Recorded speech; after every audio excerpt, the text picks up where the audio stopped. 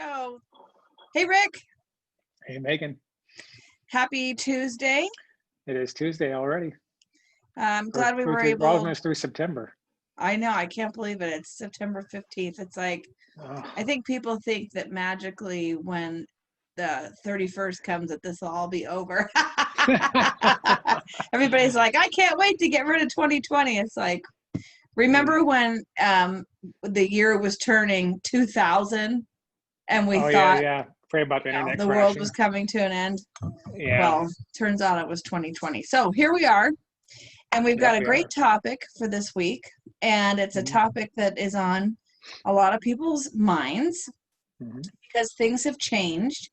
And some people are considering, do I sell my house and buy a different house if I'm going to be working from home? Or if I'm going to be working from home remotely, do I buy a second house somewhere that I really want to be and spend half my time there? mhm. Or do I ditch my current situation completely and just move where I want and work remotely? Mhm. So, we're True. going to talk about the purchase of vacation house option. And, we're here in Southern California, and there are a lot of places where you can buy a vacation house. I mean, there's the Mhm, beach, the mhm, mountains, mhm. the lakes. The You can deserts. go to Mammoth, you can go to Palm Springs, you can go to the desert. There's Mhm, a lot of choices. And so I know that you helped us buy a vacation house a few years ago mhm. in Arizona, where for only 3.5 hours away, you can get a house there that would be $750,000. Here is like Mhm, mhm, $350,000, mhm. but it is hotter than hell. So the springs are Well, it's hot here fabulous. too, The but it's spring is relative, I suppose, fabulous, right? Yeah, but right. like we rent that house out part of the year, and it pays for the Mhm. house. So Yeah, it's a it's a Shigo win-win. investment. Yeah, exactly. Yeah. So let's talk about what the rules are. People Mhm. don't realize that you don't make up the rules. They're called guidelines, Right. and this is what you're here to explain to us. Tell us the rules about buying a vacation rental, Yeah, it's actually really or cool. actually not necessarily a vacation rental, but a second home. Second home. Yes. Yeah, so second home. Here's the cool thing. People think it requires a big down payment, and the reality is it does not. You Yeah, can we buy a put like second pennies home. down on ours. Yeah. Well, yeah, Yeah. almost 5% down. That's all Yeah. it takes. And so It's you go to nothing. these areas where there are less cost for a home, 200, 250, 300, right? It doesn't take that much to get into a house. The rates are super low. And if you're not going to be there year round, you can do it with like an Airbnb, right? Mm-hmm. There's no restriction to having an Airbnb with the second home. So you can use the Airbnb or however you want to do it to, like you're doing, offset that payment. So it Mm-hmm. almost pays for itself. And then as the owner, you get to pick and choose when you want to go.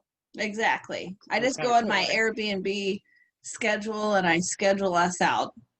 Boop us. There. And then like we do Yeah. ours, we don't do ours weekly, we do it monthly. So whoever Oh, stays okay. there, because they're snowbirds, so they Oh, come okay. for months at a time. Otherwise, I don't think my heart could handle it because, you know, managing something from that far away, you just have to hire, a Yeah. manager. Yeah. Yeah, Exactly. On site type of thing almost. Yeah, exactly. it's a great So, way to do it. And by the way, second home does not necessarily mean like a vacation resort type of home. And here's what I mean by that. People have, their kids grow up and they move away, right? So your kids move and you've got grandkids, let's say, for example, in Arizona, Phoenix. You can buy a place in Phoenix and have that as a second home to go visit your children and your mhm, grandchildren.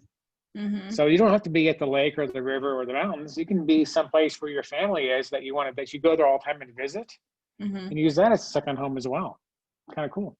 I love that. So, Yeah. from like let's say so I'm in Anaheim, and let's say Hmm. I want to buy a second home around here. Is Hmm. there a certain distance it has to be, or what? That's a great question. I get that sometimes, believe it or not. They'll say, like they're living in Anaheim, right? oh, I want to buy a second home in, how about Fullerton? Would that work? I I'm know. like, I would totally buy well, a second home in Fullerton for all right. 5% down. Yeah, Can you do like a 5% down second home in Fullerton? I know. No, not really. You can't do that. But generally speaking, the guideline is 50 miles away and a 50, you resort. said, right? 50. Yeah, So, but a resort. So you could go, for example, to San Diego, right.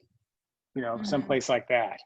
Mm-hmm. So it's got to be 50 miles or further away. And in that situation, more of like a resort kind of an area, the mountains, San Diego, places like that. Yeah. Right, right. Okay, and then we were talking earlier before we hopped on here, and hmm we said, okay, so how many vacation homes can you buy? Or how many, second homes can you buy? You ready for this? There is no restriction. Shut up. We Yeah, you could can buy buy. houses all over the country for Oh, you could 5% down and you say they're could your second home. yeah, you could buy a place in the Hamptons. I don't You think know. anybody, I think after this video comes out, they're going to shut that down. Like, Yeah, right. what a great idea. I didn't know No, that. you can have a place in Big Bear. You can have a place in the river. People Yeah, do that. Yeah, if you can 5% afford the down. payments, and people can do that. And again, the Airbnb makes the payments anyway, kind of. Right. Yeah. You know.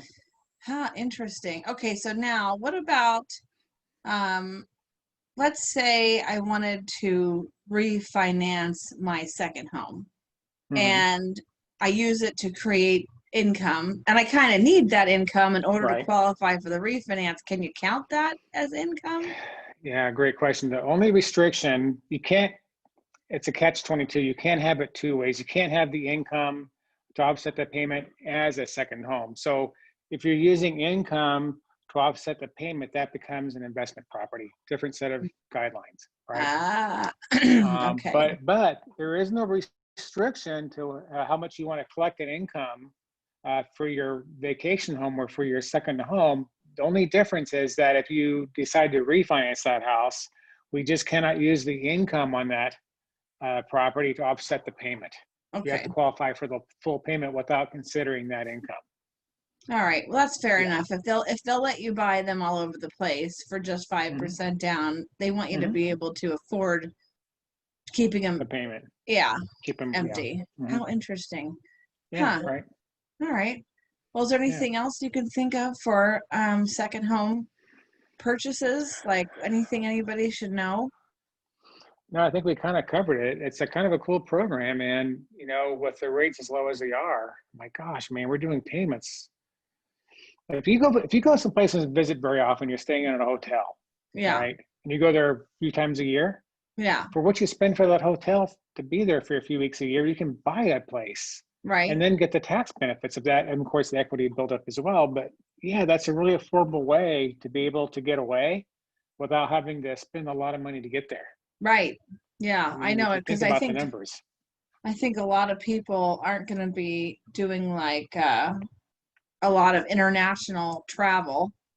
right? So I think that the vacation rental or vacation second home market is pretty hot. I know in the Yeah, it Hamptons, is. you Mhm. mentioned that earlier. I know in the I was listening to a podcast the other day, and Yeah. they were said that Uh-huh. the Hampton real estate went up like 100% during the Oh, pandemic because everybody was yeah. fleeing New York City, and Yeah, to work from their vacation homes. I don't I even don't know what blame those that money. guys.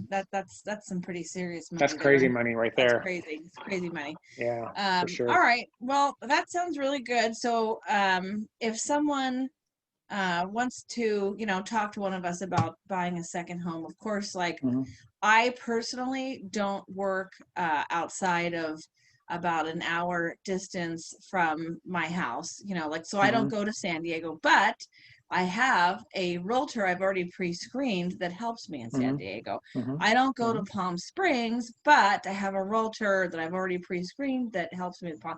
So if anybody needs a referral to anywhere within the United States. I've got realtors Mhm. in the Phoenix area, Yeah. everywhere. Mhm. Anyway, Yeah. they can contact me, and the same for you. You can give guidance and see Yeah, where for you can sure. help and that sort of Yeah, thing. we All can do right, that. Absolutely. light and easy. And Yeah. you want to talk real quick about what's happening with some refi, kind of what you were in the crunch to do today? Tell people what's going on here today. That's a little bit, there's a lot of politics behind this one. So Freddie Mac and Fannie Mae are the agencies that buy up all of the home loans in the country. And when we talk about guidelines a few minutes ago, lenders don't establish guidelines, Freddie and Fannie do. They have to go, that's the guidelines. The Freddie and Fannie are kind of a quasi-government agency at this point, but they're going to go private sometime next year, probably springtime. But the agency that oversees Freddie and Fannie decided, well, there's literally billions of dollars worth of loans in the pipeline that Freddie and Fannie are going to be buying. Why don't we just increase the cost of those loans by a half a discount point, take a cash grab while we can? That's kind of what that's honestly what it's about. Right. So effective this week, that kicks in. All loans after tomorrow that we lock, and this is every lender across the country, not just us, it's a Freddie Fannie issue, is a half discount point price increase, but only on refinances, not on purchase. Interesting. So what that means is that it's typically about an eighth to a quarter increase in rate on a refinance across the board.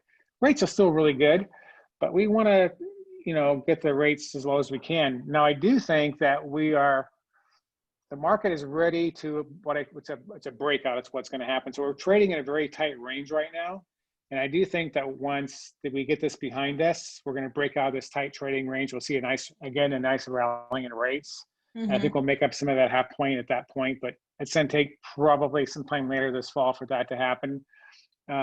With respect though to that half point discount point staying on the cost of loans, we think that'll stay on until probably the spring. Right. Yeah. Until they. Yeah. No one's happy about it. I can promise you that. Yeah. Jeez. I know. 2020, all the good news. All right. Yeah, and it came out of the blue. There's no advance announcement on it. Just like an overnight, here's the new deal, and it's kind of hard to swallow, frankly. But it is what it is. But look, rates are still great. Right. They're still better, even at that half point. They're much better than they were a year ago. Yeah, they know people are going to still refi and still pay that half point. Oh boy. Yeah, all right. Well, thank you very much. Good luck to getting all that stuff wrapped up today. And I appreciate your time and your insight. Yeah, likewise. Thanks. The second home thing is that was the easiest thing we ever did. So that's kind of cool. I mean, why not, right? All right. Very good. Great program. All right. Have a good one. Talk to you soon. You too. See you there.